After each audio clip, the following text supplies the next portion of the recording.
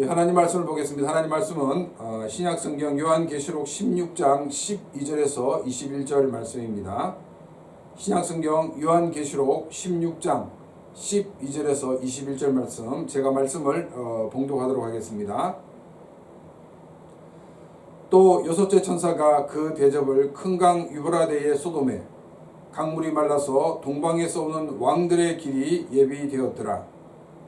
또 내가 보매 개구리 같은 새 더러운 영이 용의 입과 짐승의 입과 거짓 선지자의 입에서 나오니 그들은 귀신의 영이라. 이적을 행하여 온 천하 왕들에게 가서 하나님 곧 전능하신 이의 큰 날에 있을 전쟁을 위하여 그들을 모으더라. 보라, 내가 도둑같이 오리니 누구든지 깨어 자기 옷을 지켜 벌거벗고 다니지 아니하며 자기의 부끄러움을 보이지 아니하는 자는 복이 있도다. 새 영이 히브리어로 아마겟돈이라 하는 곳으로 왕들을 모으더라. 일곱째 천사가 그 대접을 공중의 소돔에 큰 음성이 성전에서 보좌로부터 나서 이르되 되었다 하시니 번개와 음성들과 우레소리가 있고 또 큰 지진이 있어 얼마나 큰지 사람이 땅에 있어 온 이래로 이같이 큰 지진이 없었더라. 큰 성이 세 갈래로 갈라지고 만국의 성들도 무너지니 큰 성 바벨론이 하나님 앞에 기억하신 바 되어 그의 맹렬한 진노의 포도주 잔을 받으매 각 섬도 없어지고 산악도 간데 없더라. 또 무게가 한 달란트나 되는 큰 우박이 하늘로부터 사람들에게 내리매 사람들이 그 우박의 재앙 때문에 하나님을 비방하니 그 재앙이 심히 커미러라. 아멘. 코로나가 유행하기 전 몇 년 상관으로 후쿠오카에 있던 이 불꽃 축제가 역사 속으로 사라졌습니다. 오오리 공원에서 했던 그 불꽃 축제와 또 이 카시야마에서 했던 이 불꽃 축제가 사라진 대표적인 불꽃 축제가 아닌가 생각합니다. 불꽃 축제가 이 하이라이트에 다다르면 최대한 이 폭죽을 많이 쏘아 올려 아주 화려하게 하늘을 수놓습니다. 이 클라이막스를 멋있게 장식해야 그 불꽃 축제가 사람들의 인상에 깊이 남게 되기 때문입니다. 우리는 이 요한계시록의 7 대접 재앙에 대해 지금 살펴보고 있습니다.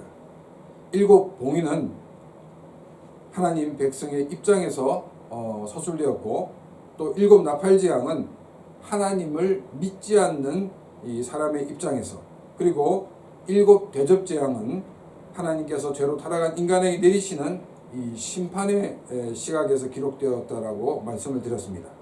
자, 그러면 죄로 타락한 인간은 누구를 가리키고 있겠습니까? 하나님을 알지 못한 사람입니까? 그렇습니다. 하나님을 알지 못하는 사람이 바로 죄로 타락한 사람들입니다. 그런데 하나님을 알지 못하는 사람만 죄로 타락한 사람들이 아니란 것입니다. 하나님을 믿고 있는 크리스천들도 죄로 타락한 사람들입니다. 그래서 이 7 대접 재앙은 믿지 않는 사람들만이 아니라 하나님을 믿는 사람들에게도 이 재앙이 임하고 있는 것을 알 수가 있습니다. 우리가 여기서 한 가지 기억해야 하는 것은 믿는 사람이나 믿지 않는 사람이나 모두 죄로 타락한 존재이지만 믿지 않는 사람은 여전히 죄 가운데 살아간다는 것입니다. 그러나 믿는 사람은 구원받아 죄사함을 받고 또 하나님의 사람으로 성숙하고 성장되어 간다는 것이 믿는 사람과 믿지 않는 사람의 차이입니다. 다시금 주제로 돌아와서 7 대접 재앙을 통해 죄로 타락한 인간에게 내리시는 하나님의 심판의 다양한 면을 보여주고 있습니다. 그 중에서 이 7번째 대접 재앙은 불꽃 축제의 이 클라이막스에 해당되는 부분입니다. 이제 7번째 대접을 쏟으면서 하나님이 내리시는 심판과 그 피해 등을 보여줌으로써 이 클라이막스를 장식하고 있습니다. 이것은 죄로 타락한 사람들에게 임하는 하나님의 심판이 얼마나 무서운가를 이 요한계시록을 읽고 있는 사람들에게 각인시키기 위해서입니다. 이 7번째 대접재앙을 읽으면서 정신을 차리고 믿음을 지키게 하기 위해서 이 말씀을 주고 계시다는 것입니다. 이 7번째 대접재앙이 계시록 전체의 클라이막스를 보여주는 것이 아니라 죄로 타락한 인간에게 내리시는 하나님의 심판의 클라이막스를 보여주는 것입니다. 인간에게 내리시는 하나님의 심판이 얼마나 두려운가를 보여주어 하나님을 떠난 죄의 자리에서 나와서 하나님 앞에 서게 하기 위하여 이 7번째 재앙을 보여주고 계시다는 것입니다. 오늘은 이 대접 재앙 중에서 마지막 7번째 대접을 쏟으면서 나타나는 여러 가지 현상들을 통해서 하나님이 우리에게 주시고자 하는 메시지가 무엇인가를 함께 생각해 보고자 합니다. 17절 말씀입니다.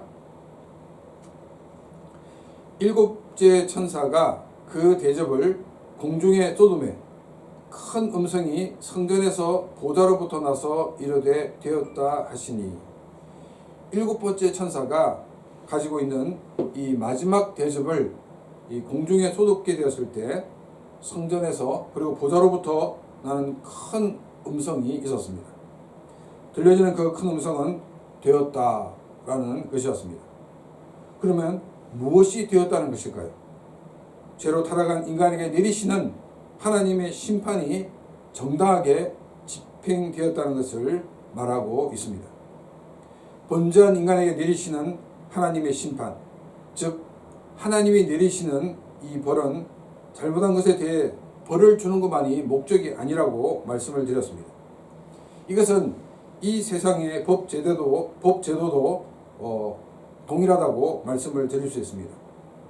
벌을 통해 자신이 무엇을 잘못했는지를 깨닫게 하는 것이 벌의 1차적인 목적입니다. 그리고 두 번째로는 벌을 받으면서 이 자신의 잘못을 깨닫고 새로운 사람이 되어서 사회에 복귀하게 하는 것이 이 사회의 법정이 사람들에게 형을 집행하는 이유입니다. 하나님께서도 죄로 타락한 인간에게 벌을 내리시는 이유는 자신이 하나님 앞에서 얼마나 죄인인가를 깨닫게 하시고, 그리고 하나님 앞에 나와 죄를 용서함 받고 이 구원받아 새로운 삶을 살게 하는 데 있는 것입니다. 하나님을 믿는 사람이나 하나님을 믿지 않는 사람이나 동일하게 재해와 재난을 받는 것처럼 보이지만은, 하나님을 믿는 사람들이 받는 것은 단순한 벌이 아니라 성장과 성숙을 위한 일종의 훈련인 것입니다. 왜 예수를 믿는 사람들이 성장해야 되고 또 성숙해야 되는가 하면, 우리가 예수를 믿어 구원을 받는 그 순간 모든 것이 완성되지 않기 때문입니다.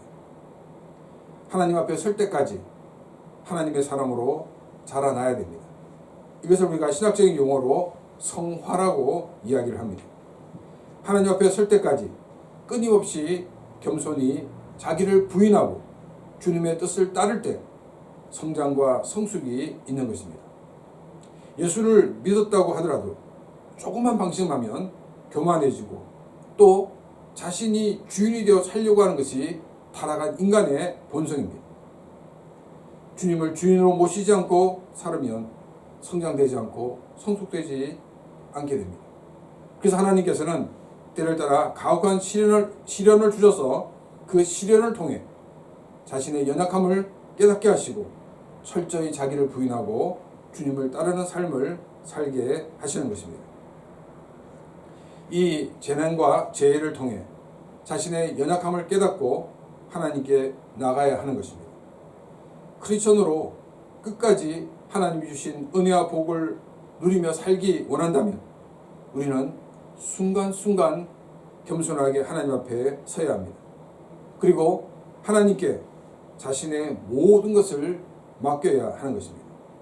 성경이 우리에게 요구하는 것은 하나님이 유일한 주권자이신 것을 인정하라는 것입니다. 그리고 두 번째로는 그 유일하신 주권자이신 하나님께 모든 것을 맡기라는 것입니다. 하나님께서 유일한 주권자이신 것을 인정하는 것은 온 천지 만물이 하나님에 의해서 창조되었다는 하나님께서 창조주 하나님 되심을 인정하는 것입니다. 그리고 나는 죄로 타락한 인간으로서 나의 죄를 용서함 받을 수 있는 것은 오직 예수 그리스도의 십자가의 공로밖에 없음을 고백하는 것입니다. 하나님을 유일한 주권자로 인정한 사람이라고 하면 이제 자신의 삶, 자신의 모든 것을 유일한 주권자이신 하나님의 손에 맡겨야 하는 것입니다.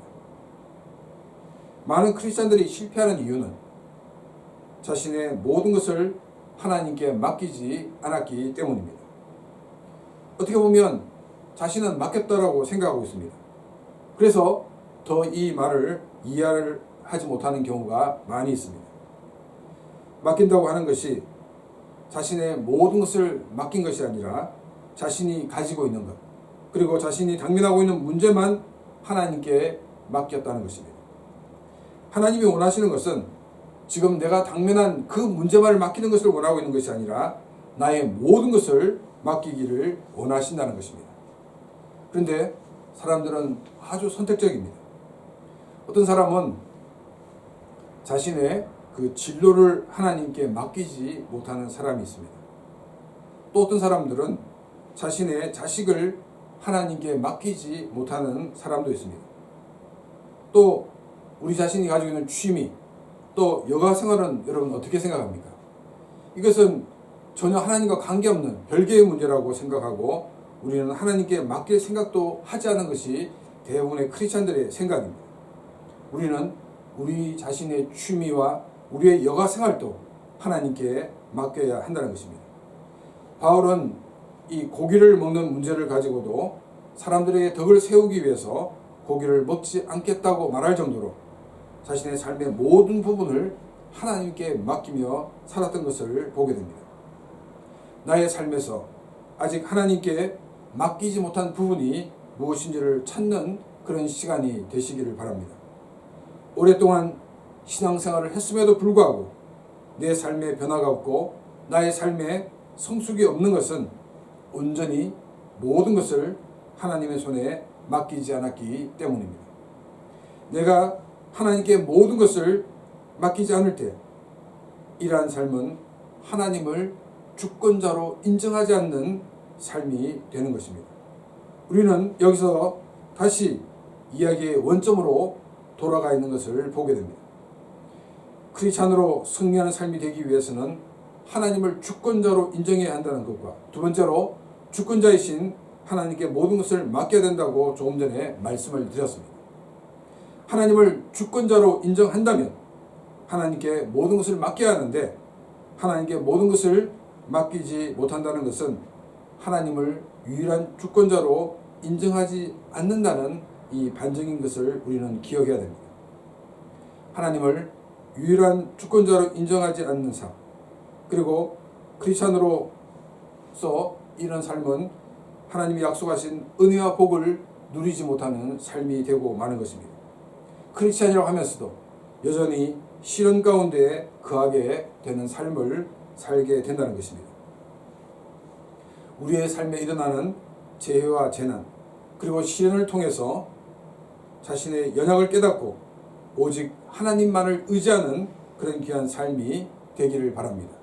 그래서 더 성장하고 성숙한 크리스찬이 되어서 하나님이 주신 많은 은혜와 복을 누리며 살아가는 그런 귀한 삶이 되시기를 바랍니다. 또 일곱 번째 천사가 대접을 공중에 쏟았다라고 기록되어 있습니다. 우리는 일곱 번째 천사가 대접을 공중에 쏟은 것에 대해서 많은 학자들이 이 대기 오염으로 이렇게 설명을 하고 있습니다. 또 우리가 대기 오염뿐 아니라 여기보다 한 걸음 더 나가서 지구상의 모든 면에 나쁜 영향을 미치게 한 것으로 또 볼 수가 있다는 것입니다. 그것을 이 18절 말씀에서 더 잘 설명을 하고 있습니다. 18절 말씀입니다. 번개와 음성들과 우레소리가 있고 또 큰 지진이 있어 얼마나 큰지 사람이 땅에 있어 온 이래로 이같이 큰 지진이 없었더라. 이 번개와 우레소리가 뭐냐면 바로 이 천둥 소리를 이야기하고 있습니다. 이 번개와 천둥 소리가 있었다라고 기록하고 있습니다. 여러분, 번개와 또 천둥 소리를 들으면 어떻습니까? 대부분의 사람들은 이 천둥과 번개를 이렇게 경험하게 되면 굉장히 두렵습니다. 그런데 이 번개와 천둥 소리는 단지 번개와 천둥 소리만을 얘기하고 있는 것이 아니라 비가 많이 오고 있다는 것을 암시해주고 있는 말이기도 합니다. 8월 8일 이 주일 오후부터 일주일 넘게 많은 비가 이 큐슈 북부 지역에 내렸습니다. 그래서 많은 피해가 난 것을 우리가 뉴스를 통해서 보았습니다.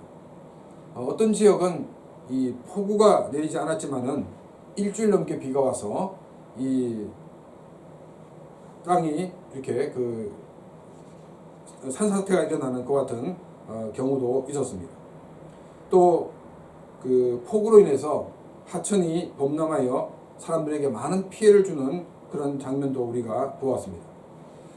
옛날 어른들이 뭐라고 말씀하시냐면 가뭄 끝에는 먹을 것이 있어도 이 홍수 끝에는 먹을 것이 없다라는 그런 말이 있습니다.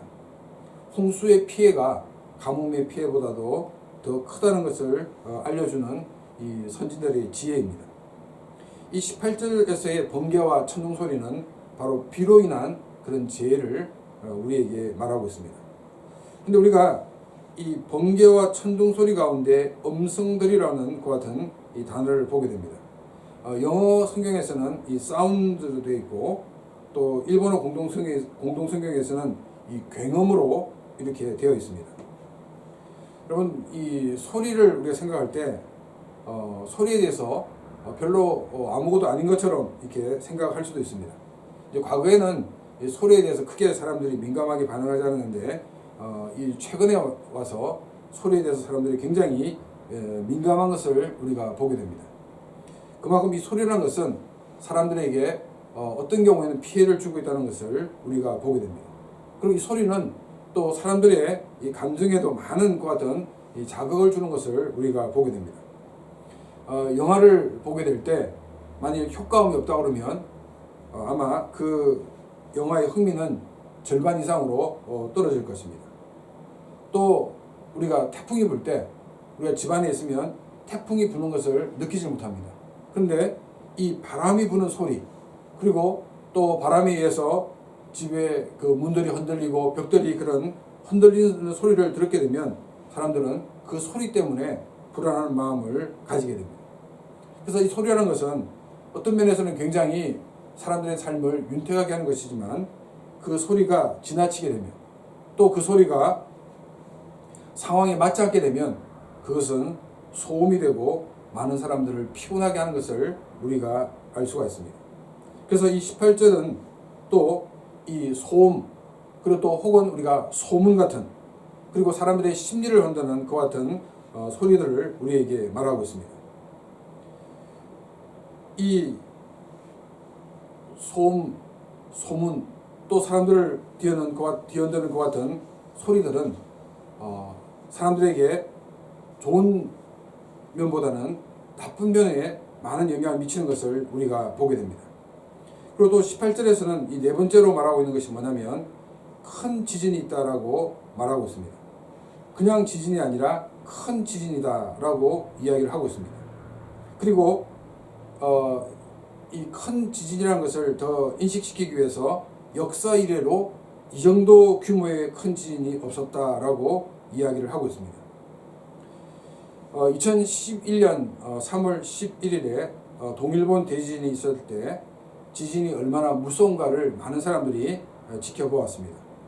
또 지진으로 생긴 이 쓰나미가 밀려와서 이 자동차를 종이배처럼 물에 둥둥 이렇게 뛰어서 가는 그 같은 모습을 보고 많은 사람들이 이 자연의 힘에 놀랐습니다. 그리고 지진의 영향으로 이 원전 사고가 생겨서 많은 사람들이 자기가 살던 곳을 떠나야 했던 것을 우리가 알고 있습니다. 또 이제 숲에 가면 이제 복숭아가 지금 많이 나와 있는데 그 복숭아가 후쿠시마 산이 있습니다. 그 후쿠시마 산을 봐도 이제 우리가 그림의 뜨거로만 그 같은 것으로 여겨야 되는 그런 상황에 놓여 있게 되었습니다. 회를 좋아하는 저희 아들들도 이 도쿄 쪽에서 파는 이 생선을 사 먹지 않고 있다가 이 후쿠오카에 오면은 이렇게 회를 먹고 있습니다. 이처럼 이 지진으로 많은 사람들에게 또 많은 피해를 안겨주고 있는 것입니다. 그래서 이 18절은 비 피해, 소음 피해, 그리고 지진 피해 등을 우리에게 이야기를 하고 있습니다. 19절 말씀입니다. 큰 성이 세 갈래로 갈라지고 만국의 성들도 무너지니 큰 성 바벨론이 하나님 앞에 기억하신 바 되어 그의 맹렬한 진노의 포도주 잔을 받음에. 이 19절은 이 지진이 원인이 될 수도 있고 아닐 수도 있습니다. 왜냐하면 이 큰 성이 세 갈래로 갈라졌다는 말, 그리고 이 만국의 성들이 무너졌다는 이 말을 통해서 지진으로 인해서 무너지지 않았나라고 생각할 수 있다는 것입니다. 그런데 이 세 갈래로 갈라졌다는 이 표현, 이 일본어 성경에서는 지금 아노 오키나 미야코와 미츠니 히키 사카레로 이렇게 기록되어 있습니다. 그래서 지금 큰 도시가 세 개로 이렇게 나누어졌다라는 거죠. 그리고 영어 성경에서는 그 큰 도시가 세 부분으로 나누어졌다 이렇게 되어 있고, 헬라 성경도 그 큰 도시가 세 부분으로 되었다라고 얘기하고 있습니다. 그래서 이 끝에 나와 있는 이 멜이라는 단어가 이 영어의 파트, 이 부분이라는 것 같은 말입니다. 그래서 세 부분으로 나눠졌다 이 말 자체가 지금 이 지진에 의해서 갈라진 것이 아니라 내부적인 것 같은 분열이나 혹은 전쟁에 의해서 나눠졌다 하는 것을 알 수가 있습니다. 또 그것을 근거하는 단어가 뭐냐면 이 한국어 성경, 그리고 일본어 성경, 그리고 영어 성경에서는 전부 수동태로 되어 있는데 이 헬라어는 수동태가 아니라 능동태로 기록되어 있습니다. 그래서 이 능동태라는 것 자체가 어떤 외부에 의해서 어떤 동작되어서 움직이는 것이 아니라 자기 스스로에 의해서 움직였다는 것을 통해서 지금 이 성이 무너진 것은 바로 지진에 의해서가 아니라 내부의 분열에 의해서 혹은 이 외부와의 전쟁에 의해서 이 갈라진 것을 우리가 알 수가 있다는 것입니다.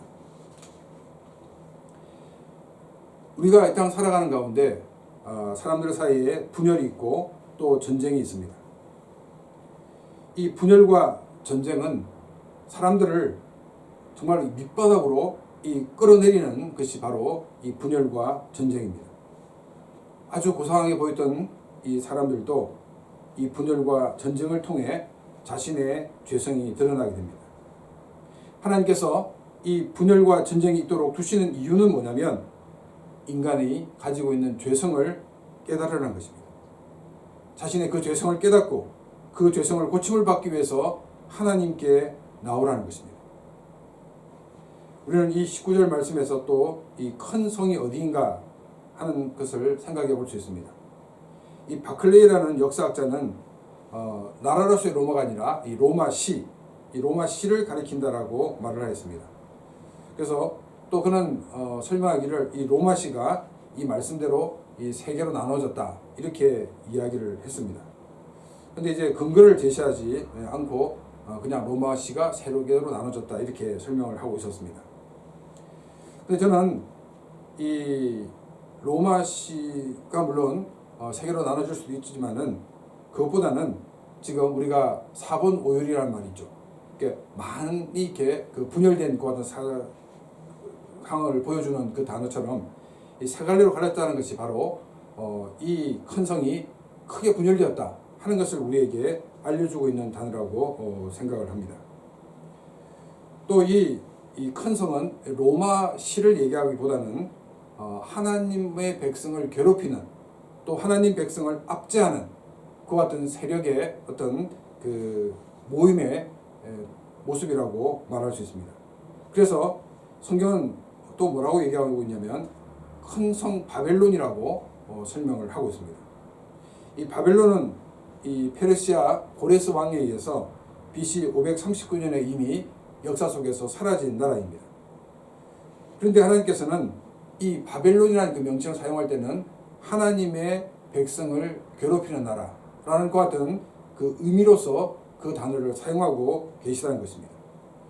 그래서 이 큰 승이라는 것은 어떤 로마시를 말하기보다는 하나님의 백성을 괴롭히는 것 같은 어떤 세력, 하나님의 백성들을 억압하는 것 같은 어떤 힘의 어떤 직결체라고 말할 수 있다는 것입니다. 하나님께서 죄로 타락한 인간을 통제하지 않으면 인간은 이 분열과 다툼이 연속됩니다. 그래서 서로가 서로를 죽이는 전쟁까지 일으키게 됩니다. 인간으로 같은 인간을 죽이는 데까지 갔어야 인간은 자신들 속에 내재해 있는 그 죄성을 발견하고 죄를 향해 가는 길을 멈추게 됩니다. 가장 대표적인 것이 1차 세계대전과 2차 세계대전입니다. 그리고 이 분열과 다툼은 인간의 삶을 엄청나게 피폐하게 만드는 것입니다. 그래서 하나님께서 타락한 인간에게 내리시는 심판, 벌이 바로 이 분열과 전쟁입니다. 20절 말씀입니다. 각 섬도 없어지고 산악도 간데 없더라. 이것은 두 가지를 우리에게 설명을 하고 있습니다. 한 가지는 뭐냐면 자연재해가 엄청나게 커서 산이 없어질 경우, 그리고 섬이 없어질 정도로 큰 재앙이 있었다 하는 것을 우리에게 소개하고 있습니다. 또 한 가지는 뭐냐면 전쟁으로 인해서 정말 섬이 없어지고 또 산악이 없어질 정도로 큰 전쟁이 있었다는 것을 우리에게 소개하고 있습니다. 그러면서 이 요한은 21절에서 또 하나의 다른 재앙을 소개하고 있습니다. 21절입니다. 또 무게가 1달란트나 되는 큰 우박이 하늘로부터 사람에게 내리매 사람이 그 우박의 재앙 때문에 하나님을 비방하니 그 재앙이 심히 큼이라. 21절은 우박 재앙을 이야기를 하고 있습니다. 우박이 내리면 이 농산물에 많은 피해를 주게 됩니다. 그런데 21절에서 말하는 이 우박의 피해는 일반적으로 우박이 내릴 때 입히는 그런 피해 정도가 아니라 폭탄이 터진 정도의 큰 피해인 것을 우리에게 말하고 있습니다. 이 우박의 무게가 1달란트라고 말하고 있습니다. 이 1달란트는 34kg입니다. 여러분 생각해 보십시오. 이 우박 한 덩어리가 34kg짜리 우박이 떨어진다 그러면 이 농산물은 물론이고 집들도 아마 다 부서져 버리고 말았을 것입니다. 이 21절은 우박으로 엄청난 큰 재해가 있다는 것을 우리에게 말하고 있습니다. 우리는 이 7 대접 재앙에서 대기오염이나 또 홍수로 인한 재해, 또 소음으로 인한 그런 공해, 또 지진, 사회 분열과 전쟁, 또 우박 재해 등을 소개하면서 총체적으로 하나님이 내리시는 이 심판에 대해 우리에게 보여주고 있는 것입니다. 또 우리는 이 우박 재해를 읽으면서 출애굽 직전에 하나님께서 내리신 이 10가지 재앙 중에서 7번째 내리신 우박 재앙이 생각납니다. 출애굽기 9장 18절에서도 이집트가 세워진 이래 이런 우박이 내린 적이 없다라고 말하고 있습니다. 하나님께서 모세를 통해 우박 재앙을 내리신 이유를 이렇게 설명하고 있습니다. 출애굽기 9장 14절 말씀입니다. 내가 이번에는 모든 재앙을 너와 내 신하와 내 백성에게 내려 온 천하에 나와 같은 자가 없음을 내가 알게 하리라. 하나님이 어떤 분인가를 너에게 알게 하기 위해서 이 우박 재앙을 내리겠다라고 말씀하셨습니다. 그리고 15절에서는 전염병으로 내가 너희를 한꺼번에 죽일 수도 있지만은 이렇게 너희들이 살게 하고 우박으로만 너희를 다스리는 이유는 바로 너희를 통해서 하나님이 어떤 분인가를 많은 세상에 알리기 위해서다라고 이야기를 하고 있습니다. 그러면서 하나님께서는 이 파라오가 이스라엘 백성들을 하나님의 명령대로 보내지 않는 것은 교만 때문이다라고 말씀하셨습니다. 이 모세는 이스라엘 사람들이 보는 가운데 내일 이맘때쯤 우박이 내릴 것이다. 그래서 너희들은 방출하던 것 같은 짐승들을 다 우리에 넣어라, 이렇게 말하였습니다. 그래서 이 모세의 말을 들은 사람들 중에서는 이 모세의 말을 듣고 두려워한 사람도 있었고 모세의 말을 무시한 사람도 있었습니다.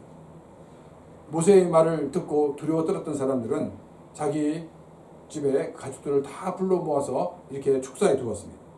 그런데 이 모세의 말을 귀담아 듣지 않았던 사람들은 그 다음날 우박으로 많은 피해를 입었던 것을 우리는 보게 됩니다. 하나님께서 우박을 통해 파라오에게 주신 교훈은 너의 교만 때문이다 라는 것입니다. 지금 이 21절 말씀을 봐도 이 사람들은 큰 우박을 지금 받고 있습니다. 그래서 성경은 우리에게 뭐라고 얘기하냐면 그 재앙이 심히 크다라고 이야기를 하고 있습니다. 그들은 이 우박 때문에 하나님을 비방하고 있습니다. 이번호 성경에서는 하나님을 모독했다라고 이야기를 하고 있습니다.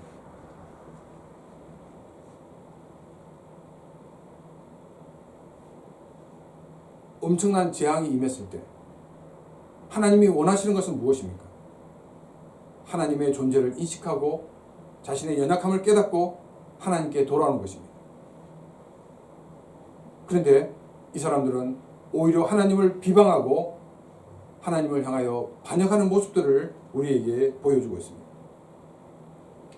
인간의 교만입니다.